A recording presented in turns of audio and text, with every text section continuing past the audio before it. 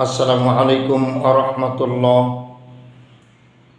সম্মানিত দিনদার ইমানদার মুমিন মুসলমান, পৃথিবীর যে প্রান্তে যিনি আছেন, দেশে প্রবাসে নারী পুরুষ, সুস্থ অসুস্থ, পবিত্র শবে বরাত, 14ই শাবান মধ্যরাত এবং 3রা ফেব্রুয়ারি 2026 মঙ্গলবার,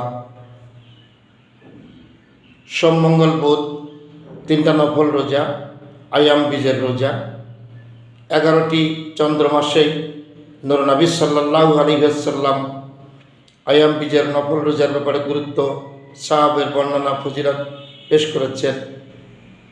বিশ্বের যারা দিনদার ইমানদার মুমিন মুসলমান নারী পুরুষ, আল্লাহর প্রেমিক বান্দাবান্দি যারা, তারা সারা বছরেই আয়াম বীজের নফল রোজা পালন করে থাকে, যার ফজিলত 3টি রোজার নফল রোজার মাধ্যমে 1টি বছর রোজা রাখার সমান সওয়াব। আরও অনেক ফজিলত রয়েছে। দিনে রোজা, রাত জেগে জেগে কবর জিয়ারত, কোরআন তেলাওয়াত, দান সদকা, জিকির আজকার, দরুদ পাঠ, মিলাদ শরীফ, সাহাবরিসানি, আল্লাহ পাকের কাছে তওবাতুন নসুহার মাধ্যমে শবে বরাত উদযাপনে মাহে রমজানের গ্রাফিটি কোয়ালিটি যোগ্যতা অর্জনের একমাত্র সুবর্ণ সুযোগ এই শবে বরাত। যিনি স্বামীর হৃদয়ে কষ্ট দিয়েছেন, তিনি আর কষ্ট দেবেন না মর্মে তওবা করে নেবেন। যিনি মা আব্বার অন্তরে কষ্ট দিয়েছেন, আর কষ্ট দেবেন না মর্মে মাপ চেয়ে নেবেন, তওবা করে নেবেন।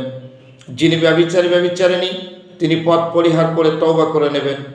যিনি জাদুকর, যিনি বিভিন্ন গায়ক গায়িকার বিভিন্ন আধ্যাত্মিকতার পরিচয় দিয়ে যারা হস্তরেখার উপরে নির্ভরশীল, তারা তওবা করে নেবেন।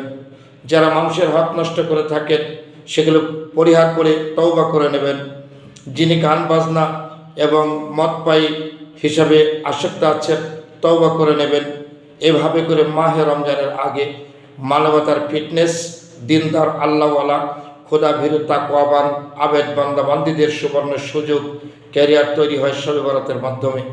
তাই কোনো ঠুনকো মোল্লা, মূর্খ মোল্লা, ফাতনাবাজ এবং শরিয়ত বিরোধী মোল্লা যারা আছে, এদের কোনো কথায় কান না দিয়ে নিজের ইমানের বলে বলিয়ান হয়ে গুরুত্বের সাথে জাঁকজমকপূর্ণভাবে আয়োজন, দান সদকা, ইবাদত বন্দেগী দিনে রাতে গুরুত্বের সাথে আল্লাহর সন্তুষ্টি অর্জনের জন্য শবে বরাত পালন করুন বিশ্ব মুমিন মুসলমান।